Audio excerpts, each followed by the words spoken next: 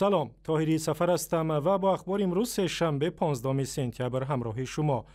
رهبران 6 کشور در یک نشست در شهر دوشنبه امروز مسائل امنیتی و مبارزه با خطرهای معاصر از جمله تروریسم و افراطگرایی را بررسی کردند. در نشست سران کشورهای عضو سازمان پیمان امنیتی دست جمعی، یک سازمان امنیتی به رهبری روسیه، اوضاع در افغانستان، مبارزه با گروه افراطی دولت اسلامی و شیوه‌های رفع خطر این گونه سازمان‌ها بررسی شده است. رهبران کشورهای عضو از جمله گفتند تهدیدها به خصوص از طرف سازمان‌های تروریستی و تندرو در منطقه افزایش یافته است و برای مقابله با این گونه خطرها برای ثبات و آرامی مردم باید چاره‌های عملی اندیشید و سازمان پیمان امنیتی دست جمعی تاجیکستان و روسیه، ارمنستان و جمهوری بلاروس و قزاقستان و قرقیزستان شاملند. نشست سران این کشورها را همکار ما عبدالله اشور در دوشنبه پیگیری کرد و چنین گزارش می‌دهد.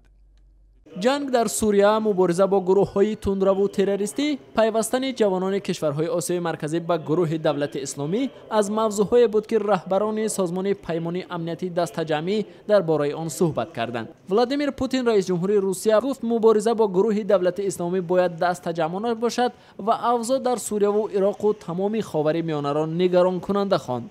او گفت گروه دولت اسلامی که قلمروهای وسیع سوریه و عراق را اشغال کرده است، آشکارا اعلان کرده است که می‌خواهد فعالیتش را از مکه و مدینه تا به بیت المقدس و اروپا و آسیا گسترش بدهد. او از وضع افغانستان اظهار نگرانی کرد که ثبات و آرامی در آن تنزل یافته است و گروه‌های افراطی و تندرو از آنجا می‌خواهند به آسیای مرکزی سرایت کنند. نورسلطان نظربایف رئیس جمهوری قزاقستان از پیوستن جوانان کشورهای آسیای مرکزی به صف گروه دولت اسلامی اظهار نگرانی کرد و گفت خطر گروه‌های تروریستی در منطقه زیادتر شده است و برای مقابله با این تهدیدها باید چاره‌های عملی اندیشید. بنابر گزارش‌ها تاکنون تا 5000 نفر از شهروندان کشورهای آسیای مرکزی به خاورمیانه رفته به صف گروه‌های تندرو و تروریستی در سوریه و عراق پیوستند. رئیس جمهوری تاجیکستان امامعلی رحمان یک سال ریاست کشور در سازمان پیمان امنیتی دست جمعی را پرمحصول نامید و ریاست دوره‌ای سازمان را به ارمنستان سپرد.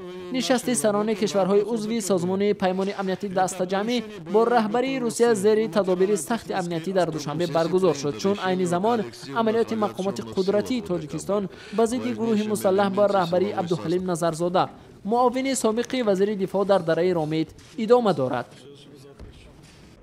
امامعلی رحمان رئیس جمهوری تاجیکستان و ولادیمیر پوتین رئیس جمهوری روسیه قبل از نشست سران کشورهای عضو سازمان پیمان امنیتی دست جمعی در دوشنبه درباره همکاری‌های دو جانبه و از جمله در عرصه امنیتی گفتگو کردند. امامعلی رحمان در این ملاقات از آن اظهار نگرانی کرده است که مقامات روسیه بیشتر از 300,000 نفر از شهروندان تاجیکستان را برای قانون شکنی‌های ناچیز در قلمرو آن کشور از حق سفر به روسیه محروم کردند. عین زمان امامعلی رحمان از حمایت ولادیمیر پوتین از عملیات نظامی در رامید اظهار سپاس کرده است. من می‌خواهم به روسیه و به خصوص به شما ولادیمیر ولادیمیرویچ برای کمک به ما در حادثه‌های اولی ماه سپتامبر امسال و یاری‌های بشردوستانه برای رفع پیامدهای آفت طبیعی در تاجیکستان اظهار سپاس کنم. ولادیمیر پوتین در این ملاقات گفته است روسیه آماده است همکاری‌ها با تاجیکستان را گسترش بدهد و بعد از ملاقات گفته است تاجیکستان می‌تواند به کمک روسیه در رفع تهدیدها به امنیت و ثبات کشور امید بندد.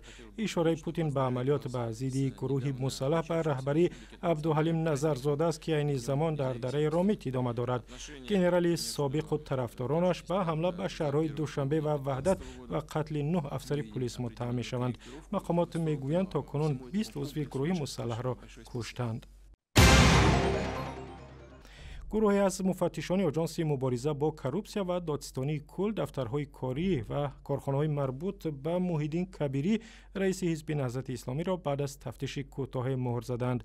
نمایندگان حزب روز 15 سپتامبر به رادیو آزادی گفتند مفتشان سبب تفتیش و مهر زدن را شرح ندادند، ولی از این پیشتر مقامات تاجیکستان قرارگاه مرکزی حزب نهضت اسلامی در دوشنبه را هم مهر زدند، زیرا به گفته مفتشان خرید و فروش بنا غیر قانونی صورت گرفته است. ولی حزب نهضت تفتیشات اخیر را فشار حکومت به این حزب دینی در تاجیکستان می‌داند. امین آوازخوان معروف آذری تبار روسیه میگوید به مردم تاجیک بسیار احترام میگذارد و آنها را مثل برادر خود میداند. امین که آخر هفته گذشته در مراسم بیگ اپل میوزیک اوارد جایزه برای بهترین آوازخوان پاپ روسیه را صاحب شد، در صحبت اختصاصی با رادیو آزادی گفت: من میدونم که تاجیکان مردمی با آداب و زحمتکشند.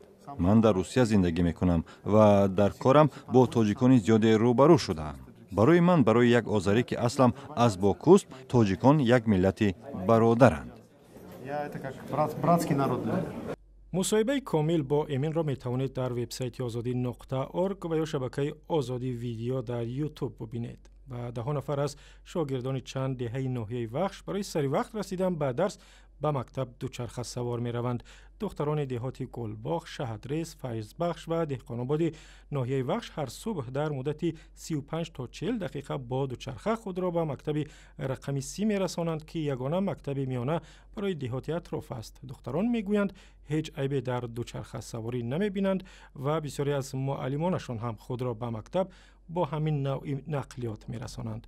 در تاجیکستان عمدتاً پسران دوچرخه سواری میکنند و دوچرخه سواری دختران در روستاها برای بعضیا غیر عادی به نظر می رسد. و گزارش مفصل در این باره در وبسایت رادیو آزادی، در صفحه های ما در فیسبوک و توییتر و یوتیوب و هم زمینه